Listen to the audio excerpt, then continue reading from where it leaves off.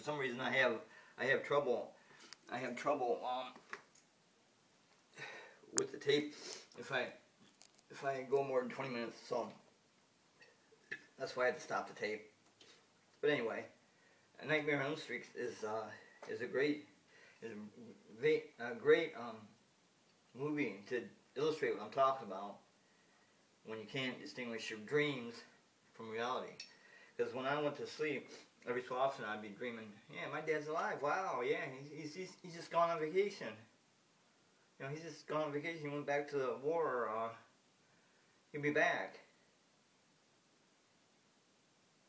And I'd be all happy, you know. I'd be falsely happy during the morning.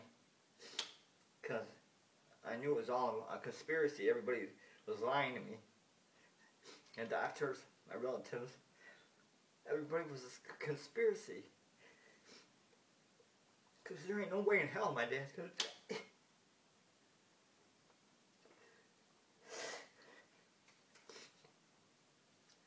There ain't no way in hell. Even though I saw him, my mom came, you know, woke us up saying, uh-oh, there's something wrong with your dad. What? I just talked to him. I just talked to him last night. There's nothing wrong with him then. What the fuck's the deal here? He was on the floor clutching his chest saying, Jesus, save me. Jesus.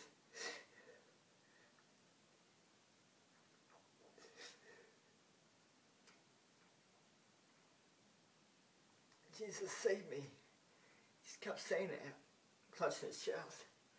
Oh, Jesus, save me. He was on the floor. That's all I could say. Paramedics got there. Got him stabilized. Got him in the ambulance.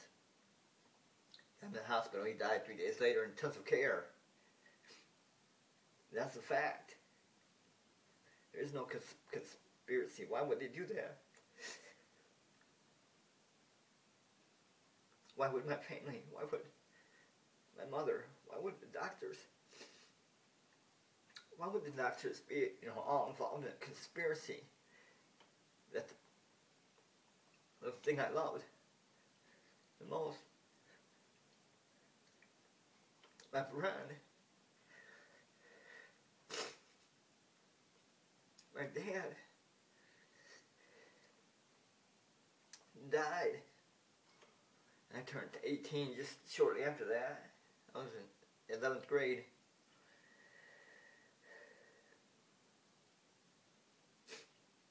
Why would they do that? Why would they have a conspiracy against me, saying my dad died, and really it's alive and on vacation somewhere? You know why? But that's what I got myself to believe. I believed that. I wished that. I hoped that. I believed it. I wanted it. That went on for a couple of years, or if not more. So if you have anybody in your family that dies, and you know that someone else is close to them, man, help that person out. Because you can go crazy. And I was lucky. I was one of the lucky ones. I didn't. I never did drugs. Never, ever. Never did drinking. I never did any drugs, drinking or smoking or anything. I'm a very clean person.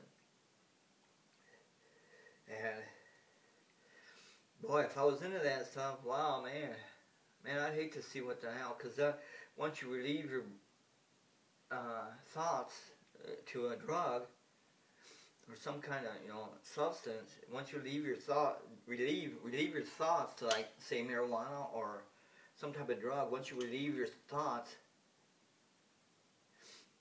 you know, you're no longer in control. I was always in control. I never, you know, at least I thought it was, but I really wasn't. Not when I was dreaming, not when I was getting up and believing. You know, sometimes I'd hear my dad's voice when other people are talking, and I got to blow my nose.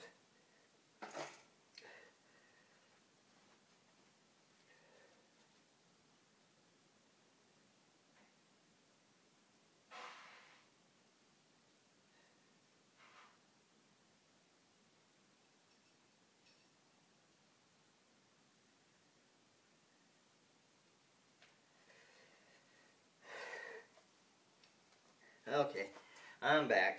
I blew my nose. Oh, man. I thought I was going to be able to talk about this without getting all emotional, but it's really hard for me to talk about death with my mother or dad, not get emotional. And then when my mother died, I kind of went through the same thing, but it wasn't nowhere near the extent because I already went through it and I knew how to deal with it. But still, I still thought it was conspiracy. I still thought my relatives were, just kidding me. My mom's on vacation; she's gonna come back, and that's kind of what I dreamed. When I went to sleep and dreamed, I was dreaming. Yeah, she's alive. I'm talking to her in my dream. I mean, it's like as real as any other instance in my life. She's a big crocheter.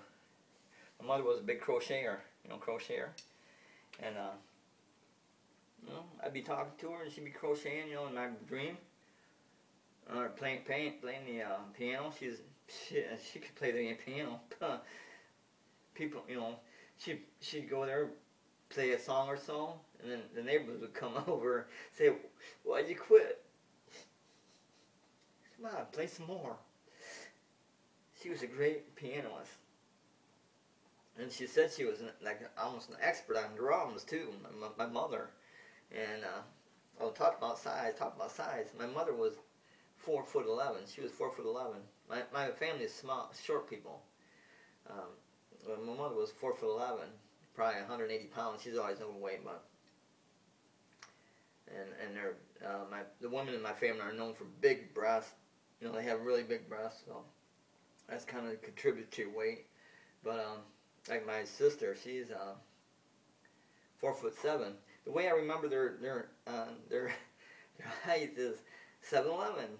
My sister's 4'7", and my mother's 4'11". So I go 7'11". That's how I know what height they are. So my sister is 4'7". She's about 180 pounds. But the thing is about her is that she was like 90 pounds when she got married when she was like 16. And she was like 90 pounds, and then like a year later she had a kid. And after that kid, she was always overweight. She was always like 100 pounds heavier. Around 180. 4'7", 180. That's pretty damn heavy. But my mother was pretty heavy too. And like I said, they're the women in my family are all big-breasted too. So, if you're in that type of if you're into that type of thing, which I ain't, I don't care. I don't care how big their boobs are at all. I don't care if they have just barely little ones, Matter of fact, I prefer the little small ones, the smaller ones. I don't like a lot of hangover like that, but some people do. Anyway, like I said, this is still the 1950. I'm going decade by decade about my life, and I'm not talking about my actual life on 1950 because I only have 2 years, 1 to 2. I'm going to say, okay, I broke out some teeth, I mean, I walked, I started walking, and I was potty trained.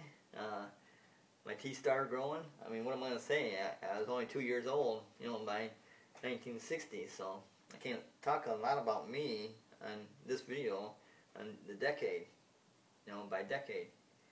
And I'm talking about 1950, and I was born June 6th, 1958. Not June 6th. June 19th, 1958. I got the month messed up there. But I was born on June 19, 1958. And my mother said I was like the hardest kicker that she ever had in her body. And the reason my name is Dan with 2 N's is because they thought I was special. I think because I was the youngest. I was the last kid gonna be, in their life. I was gonna be the last kid in my mom and dad's life. I was the youngest. So I was kind of a special person. I ain't that special, but hey. So she gave me 2 N's. So my name is D-A-N-N, Dan.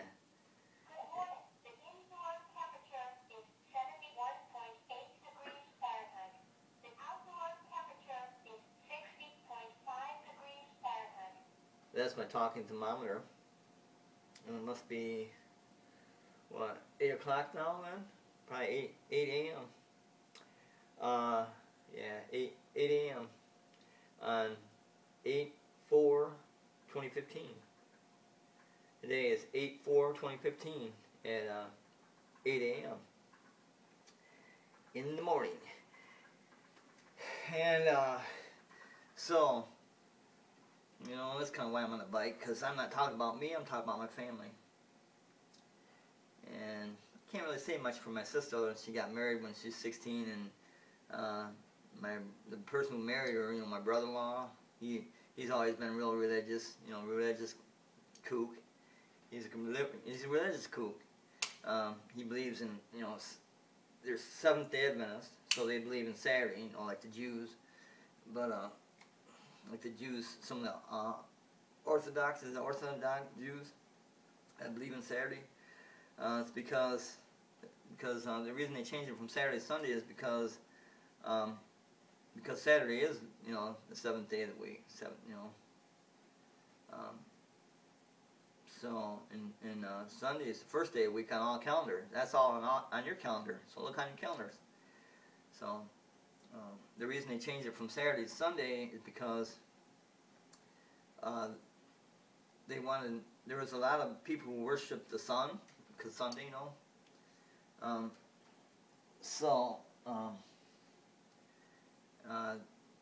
That's the reason why they changed it from Saturday to Sunday, because everybody, you know, sun worshiper Sunday.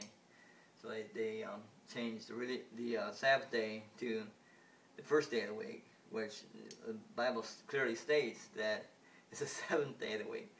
Whoopee, that shouldn't really matter. It shouldn't really matter anyway. Because what should matter is if you believe in God or not, which I can't say that I do. I think it's a bunch of hogwash, really. I think it's, you know, it's just the reason that you have it is like this guy named King Human, you know, he's a multi-millionaire through the internet, and especially in affiliate marketing, and selling on eBay and different sites and doing a lot of, you know, he does hundreds of different things. I mean, you know, this one thing, he's a millionaire, and he makes millions every year. And I asked him about it. I'm going, well, what do you think about, you know, Jesus and churches and like that? He says, it's all money. It's all about money. And that's what they are. They're all about money. And he said, you know, because I mentioned something about, because he's always saying help the kids at St. Jude Hospital. St. Jude is a hospital that helps everybody and doesn't charge anybody anything. It's all on donations. So he's always saying, and he always does donate to St. Jude Hospital. So I'm going, well, why doesn't God step in and cure all these kids, which the Bible says He can? And he goes, religion, you know, and why doesn't God stop a tornado from killing all these people, you know, and or any bad situation? Why doesn't God step in? Because He can. Because even says so in the Bible. I mean, He created the earth in 6 days, and rested in the 10th, or the seventh, and so that's 7th day Saturday. Big deal. You know what I believe? I believe that they were very smart people. Yeah, that wrote the Bible. They were very smart. So they write in the Bible that if you have any proof, you know, physical proof of God ever existing, you will not have the faith to enter heaven. So let's say like the Catholics, with the Catholics they have the Jesus' robe, and they have that in storage at a Catholic church. Let's say that turns out to be true. Let's say it is Jesus' robe, and positively without any doubt. Well, if you believe because of physical proof, then you won't. That automatically makes you so you cannot enter heaven. You can't ever enter heaven because you don't have the faith. And then the Bible further states that you may only enter the kingdom of heaven by faith and faith alone. I mean, it doesn't not only say just by faith, but by faith alone. So right there will discourage you of any attempt to try to find physical evidence and believe it, because right there you just ripped up your ticket to heaven. Because if you do believe it, you ripped up your ticket to heaven, you're done. You can't enter heaven because you have physical proof saying, yeah, he was here. And so I believe they were scholars. I believe they're the most smartest, genius people in their time. But as far as holiness goes, I don't think so. It's impossible because, like I said, why doesn't Jesus stop? There's a lot of flaws. There's a lot of flaws that can't be answered. It can't be answered by the Bible. There's a lot of flaws in the Bible. There's a lot of holes. Holy, it's very holy. So that's where they get the holy from, I think. The scholars. So it's the Holy Bible. So, because there's a lot of holes in the Bible. There's a lot of holes. And people who are religious will say, oh, you're just sacred. You don't believe it, so you're done. Okay? But, yeah, they were very smart people. And geniuses of the day, yeah, they wrote the Bible. But any Bible person will tell you, oh, no. These smart people were just going by what God told them. Where's my mental institution that you're going to put me in a straitjacket? Believe in that stuff. I don't think so. But, there's like I said, it's a holy Bible, all right, but it's not, it's not holy like they think. It's full of holes. But to cover those holes, it says, if you go by physical proof, you just ripped up your ticket to heaven. And what I think the Bible's around for is to put people straight. I mean, that's good. I'm not sad. I'm not mad. I'm not mad or sad that the Bible's wrong. I'm not mad or sad that people follow it. That's great because it teaches you not to kill people. Otherwise we'd be a lot of theater shootings, a lot of school shootings, a lot of going postal on people, going postal shootings. That's where the shootings originated from, postal. But I'm glad the Bible's wrong. I'm happy. I never want to see the Bible go away. Never. Because it gives people hope. It gives the hopeless hope. And it puts people straight. Okay, if you follow this, and this, you get that. But that's not how it works. But if they believe in that, that's great. Because then you're going to have all these postal shootings, the school shootings, the theater shootings. If they go, if you get enough of these people to believe in this garbage, which is good. I mean, I'm not trying to knock it. It's just, I think it's just the biggest hoax ever. And that's proven by the Bible is the most sold book ever. The Bible is the most sold book ever. Most read and most sold book ever. Most studied book ever is the Bible. Which is great, That's great to keep people straight. But as far as going into heaven, I don't, that's a bunch of cockapop. That's a bunch of goofy stuff. And as far as, worshiping Sabbath day, remember the Sabbath day, keep it holy. That's another phrase in the Bible. It's scripture. And another thing in the Bible is Jesus was perfect. He was the only perfect human being to walk the earth. And that's a bunch of bullshit too, First off, his birth, his birth was, wasn't a normal birth. It was seeded by God, supposedly. And so that was Jesus. And Mary was told, Jesus' mother, Mary was told to name her son. It's going to be a son.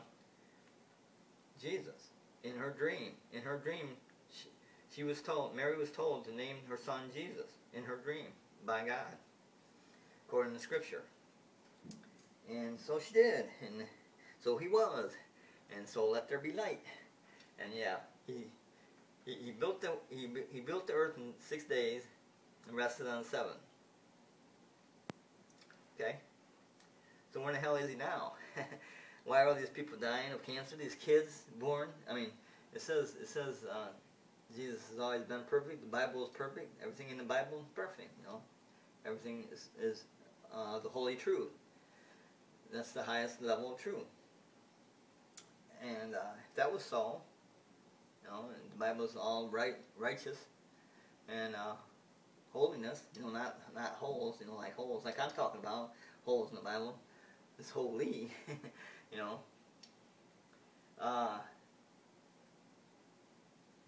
You know, if he doesn't make mistakes, then why is there over 3,000 kids born every year?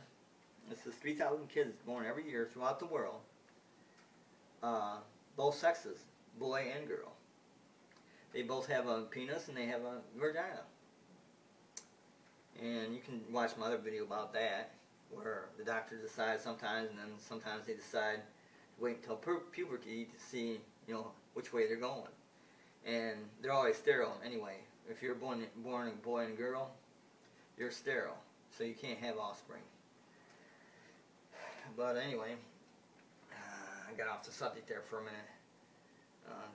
That's a mistake right there. And what about all these handicapped kids, you know, born without a leg, born without an arm, born without a hand, born without a leg, or with a foot, without, you know, without this, without that, both legs, you know, both arms, no arms, no legs, you know, blind.